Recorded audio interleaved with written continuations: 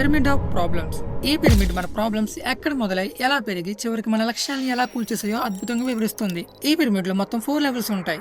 ఎందుకంటే ఈ 4 లెవెల్స్ లో నువ్వు తప్పకుండా ఒక స్థాయిలో ఉంటావు. నువ్వు ఎక్కడ నిల్చున్నావో, ఏం తప్పులు చేస్తున్నావో ఇప్పుడు నీకు స్పష్టంగా అర్థమవుతుంది. At the bottom of this pyramid చాలా మంది నార్మల్ పీపుల్ వాళ్ళ తమ జీవితాల్లో ఏ దిశలో పోతున్నారో కూడా తెలియకుండా కాలం గడిపిస్తూ ఉంటారు. గోల్స్ అండ్ టార్గెట్స్ ఇవేమీ ఉండవు. కానీ ఇందులో కొంతమంది రోజుకో అడుగు వెనక్కు వేస్తూ తమ ప్రాబ్లమ్స్ అండ్ ఫెయిల్యూర్స్ ని పెంచుతూనే పోతారు.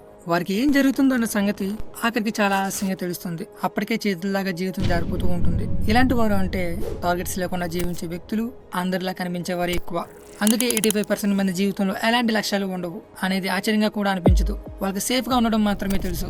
ఇంకా టైం ని ఎలా నిదానంగా వేస్ట్ చేయాలో మాత్రం తెలుసు. కానీ ఎదగాలన్న తపన మాత్రం ఉండదు.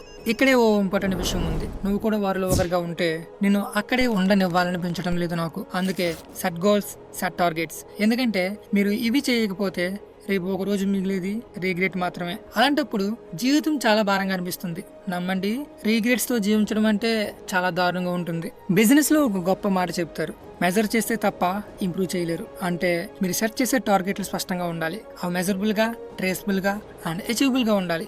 ఇప్పుడు మీరు నిజంగా మీ టార్గెట్ సెట్ చేస్తే మీరు ఇప్పుడు నెక్స్ట్ లెవెల్ కి వెళ్తారు. అంటే